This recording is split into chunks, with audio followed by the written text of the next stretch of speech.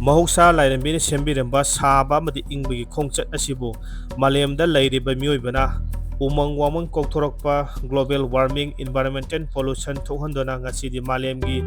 laijaramba eng isagi khal kairakpana maram oiduna sabigi sang khanghen hengalakpa ising isau toktuna mioisa kya awabagi mathakta samjaraba punsi kya khango thakta mangkhiba yauri hariba aran lambi asigi mahidegi ngasidi manipur asi ising isaungna awaba piba tapna tapna loikibada ngairi chairak asida mioibigi haksangda skin da karamba laina sing thorakpa ohelakpa yai hariba laina sing asidigi karamna ngakthokani haibigi matangda dermatologist skin specialist ki doctor oiriba Dr. Nesal Elangbamna phongdorokpagi makhapona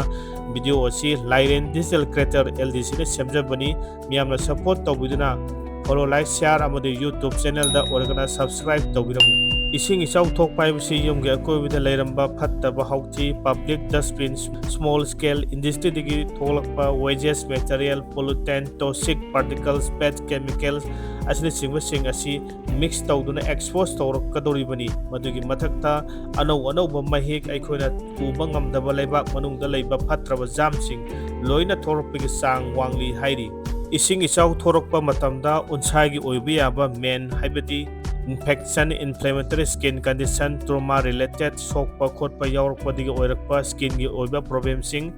psychological stress related skin infection da mainly bacterial fungal parasitis infection angang da viral infection thokpa yabagi lambi oiri immune system kahena sonba immune compromise oiba patient sing haibadi sugar patient diabetes patient cancer patient HIV patient singdana hariba unsagi oiba laina sing asi hengalakpa yabagi chang wangli bacteria da staphylococcus streptococcus asina chingba fungal infection da hairagana khong karak ta saphatpa haksangi kasin koya kamyagi mafamda thokanba unsagi laikoi haraga khangnaba anaba sing haksang pumba phuri thokpa numidangi matamda hakachaba holiba makai nuaijaba phuri sing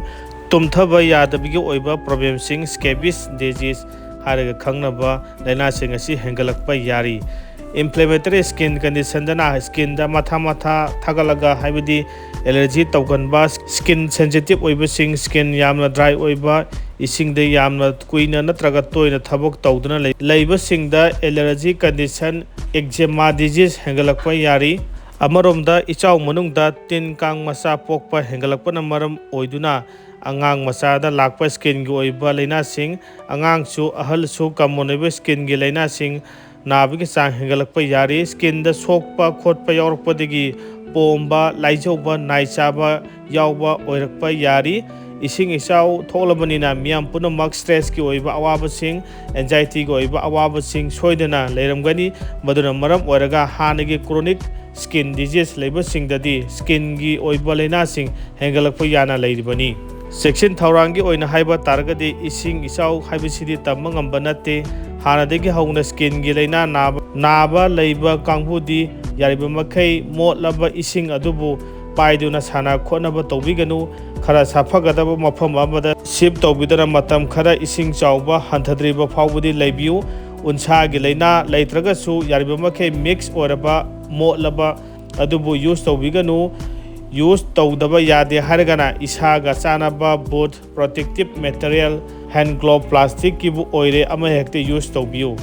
karigumba unsa tatkiba khotkhiba yaurabadi dermatologist doctor amaga tanaraga kari hidak langthak taiba saba yabage haibana singba treatment tawthokpiu adugumba sing adu tawre haiduna pharmacy dagi hidak ama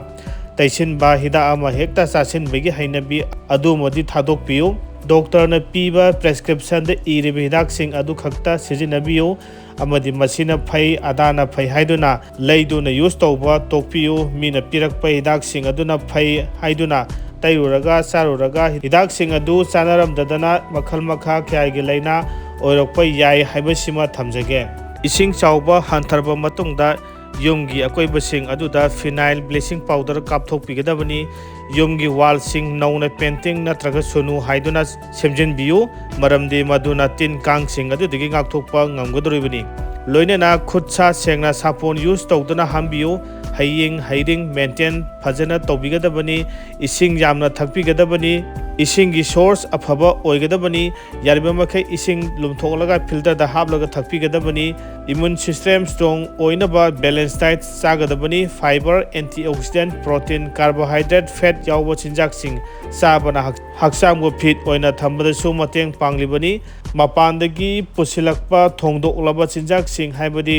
ꯊꯣꯡ ꯊꯥꯛꯇꯨꯅ ꯄꯦꯛ ꯇꯧꯔꯕ ꯄꯣꯠꯂꯝꯁꯤꯡ ꯆꯥꯕꯒꯤ ꯃꯍꯨꯠꯇ ꯌꯨꯝꯗ prepare ꯇꯧꯕ natural ꯑꯣꯏꯕ ꯃꯅꯥ ꯃꯁꯤꯡ ꯊꯣꯡ ꯊꯥꯛꯇꯨꯅ ꯆꯥꯕꯅ ꯍꯦꯟꯅ ꯀꯥꯟꯅꯕ ꯐꯪꯂꯤꯕꯅꯤ꯫ ꯗꯥꯏꯇꯔꯤ ꯐꯥꯏꯕꯔ, ꯑꯦꯟꯇꯤ ꯑꯣꯛꯁꯤꯗꯦꯟꯠꯁꯤꯡ ꯋꯥꯡꯕ ꯃꯅꯥ ꯃꯁꯤꯡ, ꯍꯩ ꯔꯥ ꯆꯥꯕꯤꯒꯗꯕꯅꯤ꯫ ꯆꯥꯕ ꯊꯛꯄ ꯃꯇꯝꯗ ꯗꯦꯂꯤ ꯀꯦꯂꯣꯔꯤꯁ ꯐꯪꯅꯅꯕ ꯍꯣꯠꯅꯕꯤꯌꯨ ꯍꯥꯏꯅ ꯃꯍꯥꯛꯅ ꯃꯈꯥ ꯇꯥꯅ ꯐꯣꯡꯗꯣꯛꯂꯛꯈꯤ꯫ ꯑꯗꯨꯒ ꯑꯃꯔꯣꯝꯗ ꯍꯥꯏꯔꯤꯕ ꯆꯤꯟꯖꯥꯛꯁꯤꯡ ꯑꯁꯤꯕꯨ ꯆꯥꯔꯦ ꯍꯥꯏꯔꯒꯁꯨ ꯇꯨꯝꯕ ꯆꯥꯕ ꯊꯛꯄꯒꯤ ꯃꯇꯝ ꯅꯥꯏꯗ꯭ꯔꯕꯗꯤ ꯑꯔꯦꯝꯕꯗ ꯑꯗꯨꯃꯛ ꯇꯥꯒꯗꯧꯔꯤꯕꯅꯤ꯫ ꯃꯔꯝ ꯑꯗꯨꯅ ꯇꯨꯝꯕ ꯆꯥꯕ ꯆꯥꯡ ꯅꯥꯏꯕꯤꯌꯨ꯫ ꯃꯅꯤꯄꯨꯔꯗ ꯂꯩꯔꯤꯕ ꯄ꯭ꯔꯖꯥ ꯄꯨꯝꯅꯃꯛꯅ ꯀꯔꯝꯕ ꯆꯦꯛꯁꯤꯟ ꯊꯧꯔꯥꯡ ꯂꯧꯈꯠꯄ ꯌꯥꯕꯒꯦ ꯍꯥꯏꯕꯗꯨ ꯍꯧꯖꯤꯛ ꯉꯁꯤꯃꯛꯇꯒꯤ ꯍꯧꯅ ꯍꯣꯠꯅꯃꯤꯟꯅꯁꯤ ꯑꯃꯗꯤ ꯃꯅꯤꯄꯨꯔ ꯒꯚꯔꯟꯃꯦꯟꯠꯒꯤ ꯃꯥꯏꯀꯩꯗꯒꯤꯁꯨ ꯄꯥꯡꯕ ꯌꯥꯕ ꯃꯇꯦꯡ ꯍꯣꯠꯅꯕ ꯌꯥꯕ ꯍꯣꯠꯅꯗꯨꯅ ꯂꯥꯛꯂꯤ꯫ ꯍꯣꯠꯅꯔꯤꯕꯁꯤꯡ ꯑꯁꯤꯗ ꯑꯩꯈꯣꯏ ꯃꯁꯦꯜ ꯄꯨꯟꯅ ꯑꯃꯅ ꯑꯃꯒꯤ ꯃꯇꯦꯡ ꯄꯥꯡꯅꯗꯨꯅ ꯃꯇꯨꯡꯗ ꯑꯁꯤꯒꯨꯝꯕ ꯑꯋꯥꯕꯒꯤ ꯃꯁꯛ ꯑꯣꯏꯔꯕ ꯏꯁꯤꯡ ꯏꯆꯥꯎ ꯑꯁꯤꯕꯨ ꯑꯃꯨꯛ ꯍꯟꯅ ꯊꯣꯛꯇꯅꯕ ꯍꯣꯠꯅꯃꯤꯟꯅꯁꯤ ꯍꯥꯏꯅ ꯁ꯭ꯀꯤꯟꯒꯤ ꯁ꯭ꯄꯦꯁꯤꯌꯦꯂꯤꯁꯠ ꯗꯣꯛꯇꯔ ꯑꯣꯏꯔꯤꯕ ꯗꯥꯛꯇꯔ ꯅꯦꯁꯜ ꯑꯦꯂꯥꯡꯕꯝꯅ ꯃꯈꯥ ꯇꯥꯅ ꯐꯣꯡꯗꯣꯔꯛꯈꯤ꯫